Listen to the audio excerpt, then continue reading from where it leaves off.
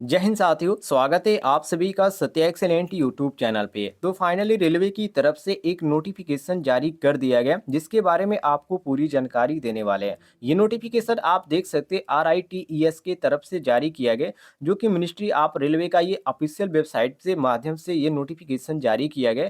और इसमें ITI पास छात्रों के लिए एक वैकेंसी निकल के आ रही है जिसके बारे में आपको पूरी जानकारी देने वाले हैं। यदि यहाँ पर पोस्ट की बात करें तो यहाँ पर आपको पोस्ट जो देखने को मिल जाता है, टेक्नीशियन एयर कंडीशनिंग देखने को मिल जाती है, जिसमें यहाँ पर जनरल के लिए एक सीट है, ईडब्ल्यूएस के लिए नहीं है, ना ही ओबीसी के लिए और एससी के लिए नहीं है, और एसटी के लिए यहाँ पर एक सीट देखने को मिल जाती है। और टोटल जो इसमें सीट आपको दिखाई जाती है, 2 सीट यहाँ पर खाली है। इसके बाद टेक्नीशियन इलेक्ट्रिकल पर आप देखेंगे तो इसमें आप जनरल के लिए 2 सीट खाली है और यहाँ पर केवल जनरल के लिए ही सीट खाली है, तो टोटल इसमें आपको 2 सीट देखने को मिल जाती है। टेक्नीशियन मैकेनिकल के यहाँ पर बात करें तो इसमें 2 सीट खाली है, और टेक्नीशियन मैकेनिकल प्लम्बिंग वर्क की बात करें जिसमें भी आपको 2 सीट खाली देखने को मिल जाती है। और अगला जो पोस्ट है आपको टेक्नीशियन मैकेनिकल एयर ब्रेक के अंतर्गत आप देखेंगे तो यहाँ पर भी आपको 2 सीट खाली देखने को मिल जाती है। तो इन पदों पर यहाँ पर आपको वैकेंसी देखने को मिल रही है, जिसमें यदि यहाँ पर आप इस अंतर्गत आते हैं, जैसे कि एसटी के अंतर्गत आ रहे हैं और आप जनरल के अंतर्गत आ रहे हैं, तो आप इस फॉर्म को अप्लाई कर सकते हैं, क्योंकि ओबीसी और ईडब्ल्यूएस के लिए आप देखेंगे तो यहाँ पर बिल्कुल आपको खाली देखने को मिला है। इनके लिए यहाँ पर कोई भी वैकेंसी नहीं निकल के आ रही है। नीचे आप आएँगे साथियों स्क्रॉल करते हुए, तो यहाँ पर इसके बारे में यहाँ पर पूरी जानकारी इन्होंने दे रखी है। जो यहाँ पर कैटेगरी वाइज़ इन्होंने जानकारी दी है, तो इसको भी आप देखना चाहें तो दे सकते हैं। इसके बाद यहाँ पर अगला स्टेप की बात करें कि कितने उम्र के छात्र इस फॉर्म को अप्लाई कर पाएँगे, तो मैक्सिमम जो यहाँ पर ऐज रखा गया है वो 40 साल रखा गया है। कहने का मतलब ये है कि यदि आपकी उम्र 18 से यदि 40 वर्ष है तो आप इस फॉर्म को अप्लाई कर सकते हैं। जी हाँ, काफ़ी सुनहरा मौका है आईटीआई छात्रों के लिए। नीचे आप आएँगे स्क्रॉल करते हुए, तो यहाँ पर पोस्ट के साथ आपको क्वालिफ़िकेशन भी देखने को मिल जाता है। जैसे कि यहाँ पर देखिए, पहला पोस्ट जो है आपका टेक्नीशियन एयर कंडीशनिंग के अंतर्गत है, जिसमें आईटीआई माँगा गया है, और प्लस यहाँ पर कहा जा रहा है कि ट्रेड अप्रेंटिसशिप। देखिए, बहुत सारे छात्र ऐसे होते हैं जो कि आईटीआई कर लेते होते हैं, लेकिन अप्रेंटिसशिप नहीं करते हैं। लेकिन कुछ छात्र ऐसे भी होते हैं जो कि 10वीं पास पे ही क्या करते हैं, अप्रेंटिसशिप कर लेते हैं, या आईटीआई का कोर्स यदि उन्होंने 8वीं पे किया है तो वहाँ से भी वो क्या करते हैं, अप्रेंटिसशिप कर लेते हैं। इसमें आईटीआई का कोर्स यहाँ पर माँगा गया है, लेकिन यहाँ पर अप्रेंटिसशिप भी किया है, तो आप फॉर्म को अप्लाई कर सकते हैं। तो आईटीआई और अप्रेंटिसशिप वाले दोनों लोग फॉर्म को अप्लाई कर सकते हैं, लेकिन आपका जो होना चाहिए इलेक्ट्रिकल से या मैकेनिकल से ही होना चाहिए, अदर से नहीं होना चाहिए, इसको ध्यान रखिएगा। दूसरी बात, इसमें आपका 2 साल का कम से कम एक्सपीरियंस भी होना चाहिए, इसको आप ध्यान रखिएगा। 2 साल का कम से कम आपका इसमें एक्सपीरियंस माँगा गया है। नीचे आप आएँगे साथियों, तो अगला पोस्ट आपको जो देखने को मिला है, टेक्नीशियन इलेक्ट्रिकल के अंतर्गत देखने को मिला है, और इसमें भी आईटीआई का कोर्स माँगा गया है। और यदि आपका आईटीआई का कोर्स नहीं है, आपने अप्रेंटिसशिप कर रखा है 10th पर, तो आप इस फॉर्म को अप्लाई कर सकते हैं, जो कि इलेक्ट्रिकल फील्ड में यहाँ पर माँगा गया है। और इसमें भी आपका 2 साल का एक्सपीरियंस माँगा गया है, क्योंकि ऊपर आप यहाँ पर देखेंगे तो यहाँ पर साफ तौर पे आपको लिखा हुआ नज़र आ जाएगा 2 ईयर एक्सपीरियंस फॉर मेंटेनेंस, तो इसको आप ध्यान रखिएगा। तो कम से कम यहाँ पर जो आपका रहेगा 2 साल का यहाँ पर एक्सपीरियंस माँगा गया है। बहुत ही कम छात्र ऐसे होंगे जिनके पास एक्सपीरियंस होगा, लेकिन ऐसे भी नहीं छात्र हैं कि उनके पास एक्सपीरियंस नहीं होगा। बहुत सारे ऐसे छात्र हैं जिन्होंने एक्सपीरियंस ले रखा है, तो वो लोग फॉर्म को अप्लाई कर सकते हैं। अगला जो पोस्ट है इसमें आपको टेक्नीशियन मैकेनिकल के अंतर्गत देखने को मिला है, और इसमें आईटीआई का कोर्स मांगा गया, प्लस यहाँ पर कहा जा रहा है कि ट्रेड अप्रेंटिसशिप यदि आपके पास है तो आप फॉर्म को अप्लाई कर सकते हैं।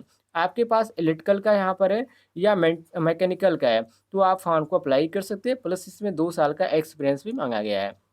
नीचे आप आएँगे साथियों, तो यहाँ पर आपको देखने को मिल रहा है टेक्नीशियन मैकेनिकल प्लम्बरिंग के अंतर्गत, तो इसमें जो अप्लाई कर सकते हैं आईटीआई और यहाँ पर ट्रेड अप्रेंटिसशिप वाले भी फॉर्म को अप्लाई कर सकते हैं, और इसमें 2 साल का एक्सपीरियंस माँगा गया है। और ये जो आपका होना चाहिए इलेक्ट्रिकल से होना चाहिए या मैकेनिकल से होना चाहिए, इसको आप ध्यान रखिएगा।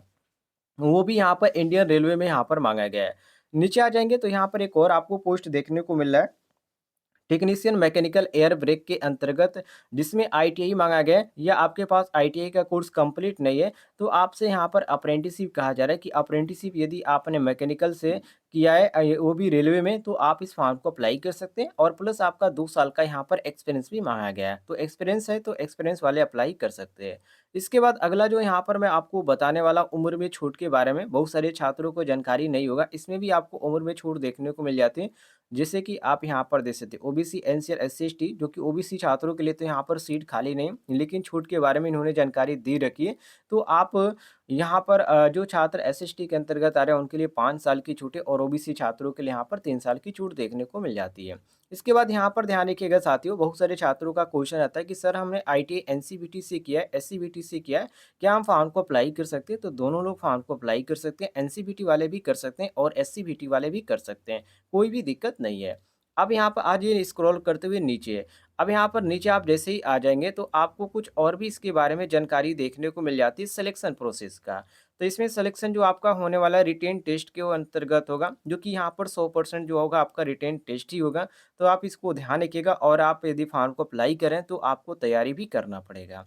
अब इसमें बात करें पेमेंट का, कि पेमेंट आपको कितना यहाँ पर दिया जाएगा इसमें। स्टार्टिंग टाइम में जो आपको पेमेंट दिया जाएगा 20,000 से स्टार्टिंग है और इसका जो लास्ट पेमेंट आपको देखने को मिलेगा 66,000 आपको पर मंथ यहाँ पर देने की बात कही गई है। यदि आप इस फॉर्म को अप्लाई करते हैं और सेलेक्ट हो जाते हैं तो काफ़ी सुनहरा मौका है। यदि आप फॉर्म को अप्लाई करते हैं तो आपका कुछ यहाँ पर इस तरह का पेमेंट आपको मिलेगा।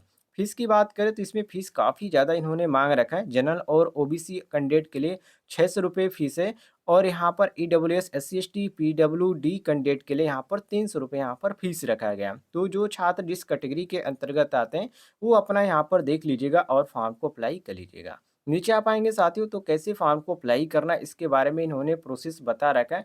तो इसकी जो ऑफ़िशियल वेबसाइट है www.rites.com, वहाँ से यह फॉर्म को अप्लाई किया जाएगा। सबसे पहले आपको रजिस्ट्रेशन करना होगा। रजिस्ट्रेशन करेंगे, आपके मोबाइल पे आपका ओटीपी जाएगा और उसके बाद आप एक नया प्रोसेस स्टार्ट करेंगे, लॉगिन करेंगे और अपना फ़ोटो जो भी यहाँ पर डिटेल माँगा जाएगा उसको आप यहाँ पर फिल करेंगे, फ़ोटो अपलोड करेंगे, सिग्नेचर अपलोड करेंगे, अपना डॉक्यूमेंट अपलोड करेंगे और वहाँ से आप स्टेप बाय स्टेप आप अप्लाई कर पाएँगे। क्या-क्या डॉक्यूमेंट यहाँ पर लगने वाला है फॉर्म भरते समय तो आप इस चीज़ को ध्यान रखिएगा। और यहाँ पर सबसे पहले इन्होंने ये कहा है सेल्फ अटेंडेंट स्कैन कॉपी जो आपका होना चाहिए, वो यहाँ पर जब आपको बुलाया जाएगा एप्लीकेशन फॉर्म को लेकर, तो देखिए इसमें आपका 2 रिसेंट पासपोर्ट साइज़ फ़ोटो जो कि क कलर फ़ोटोग्राफ होना चाहिए, उसके बाद हाई स्कूल का सर्टिफ़िकेट यहाँ पर माँगा जा रहा है और इसके बाद आप जिस क्वालिफ़िकेशन पे फॉर्म को अप्लाई करें, जैसे कि आप 10th पास है, डिप्लोमा धारक है या आईटीआई धारक है, तो उसके अनुसार आप अपना यहाँ पर क्वालिफ़िकेशन के अनुसार लेके जाएँगे। बाकी यहाँ पर जाति प्रमाण पत्र आपका लगने वाला है और यहाँ पर आइडेंटिटी के रूप में आपका एड्रेस वेरिफ़िकेशन के लिए आपका यहाँ पर को और भी चीज़ लग सकते हैं, जैसे कि पासपोर्ट आपके पास है या वोटर आईडी है या ड्राइविंग लाइसेंस है या आधार कार्ड है, तो ये भी आपका लग सकता है। तो इस चीज़ को आप ध्यान रखिएगा। बाकी इसमें अदर कोई भी यहाँ पर चीज़ नहीं माँगा गया है। नीचे आप आएँगे साथियों स्क्रॉल करते हो तो यहाँ पर वेन्यू टाइम के यहाँ पर बता रखा है। तो यहाँ पर रिटेन टेस्ट जो आपका होगा इसका अभी कन्फर्म डेट इन्होंने नहीं दिया है। जैसे इसका डिटेल आता है मैं आपको बता दूँगा। लेकिन इन्होंने ये कन्फर्म कर दिया है कि आपका जो यहाँ पर टेस्ट होने वाला है वो कहाँ पर होने वाला है।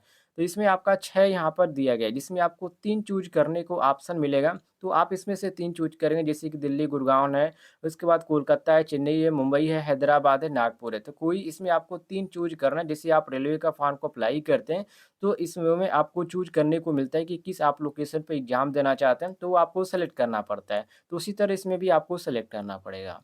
नीचे आप आएँगे साथियों स्क्रॉल करते हुए तो यहाँ पर आपको इसका डेट देखने को मिल जाता है कि यहाँ पर इसका अंतिम तिथि क्या है। तो फॉर्म भरने का जो अंतिम तिथि इसका रखा गया है, वो यहाँ पर देखिए 25/3/2023 रखा गया है और ये फॉर्म आपका 1 तारीख से भरना स्टार्ट हो जाएगा। तो बहुत ही जल्द इस पे वीडियो आने वाला है कि कैसे मोबाइल के द्वारा भी आप अप्लाई कर पाएँगे।